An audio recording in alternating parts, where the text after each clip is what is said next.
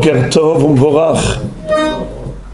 Comme je vous l'ai dit tout à l'heure que nous sommes très heureux du retour de notre cher Gabriel du front de guerre, eh bien, figurez-vous que là-bas, au Liban, avec ses téphilines, il a permis à beaucoup de soldats qui, malheureusement, n'ont pas eu la chance de pratiquer les mitzvot, eh bien, il leur a prêté ses téphilines et ils ont fait le tour de tout le régiment. Baruch Hashem. Baruch Hashem. Alors, je voudrais dire en son honneur une halakha concernant les téphilines. Lorsqu'on lit le schéma, il y a à l'intérieur de la lecture du schéma la mention de la mitzvah des téphilines. Comme il est écrit, Ukshartam leot al yadecha vehayu letotafot ben enecha.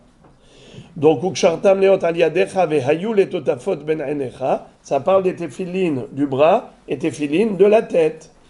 C'est la raison pour laquelle les hachamim vont dire que normalement, il ne faut pas lire le schéma si on n'a pas les téphilines sur soi le matin. Évidemment le matin, parce que le soir on ne met pas de téphilines du tout. Mais le matin, quand on lit le schéma, il faut avoir déjà placé les téphilines sur soi. Sinon, à Koré kriyat shema belo téphilin, ke ilu me'id edut sheker be'atzmu. C'est comme si lui-même, il faisait un faux témoignage contre lui-même. C'est-à-dire, il dit qu'il faut mettre les téphilines, et au moment où il dit ça, il n'a pas les téphilines. Alors c'est de la blague. Tu dis qu'il faut mettre les téphilines, ou kshartam leot al yadecha. Alors où est-ce qu'elles sont ces téphilines? C'est pour cela qu'il faut d'abord mettre les téphilines avant kriyat shema. Mais quelqu'un qui se trouve, comme par exemple, ce que tu m'as raconté Gabriel, se trouve dans un endroit où il n'a pas de téphilines, et il attend qu'on lui apporte.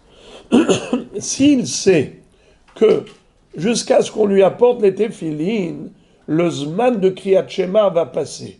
Car vous le savez, que le zman, le temps imparti à la lecture du schéma le matin, est limité à 3 heures depuis le lever du jour, c'est-à-dire un quart de la journée. C'est pour cela qu'il faut toujours regarder le calendrier pour savoir quelle est la limite de Kriyat Shema.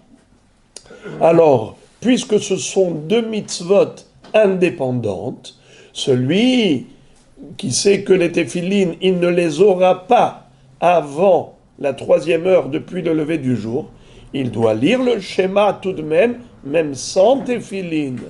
Et quand on lui apportera les téphilines, à ce moment-là, il les mettra. Et il fera les deux mitzvot indépendamment.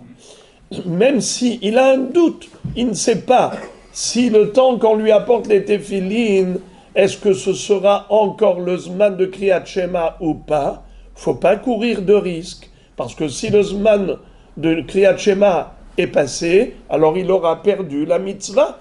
Faut surtout pas rater la mitzvah de Kriyat Shema. Donc dans ce cas, il lira le schéma sans téphilines, et ensuite il mettra les téphilines plus tard quand on les lui apportera. Bochim tiyu.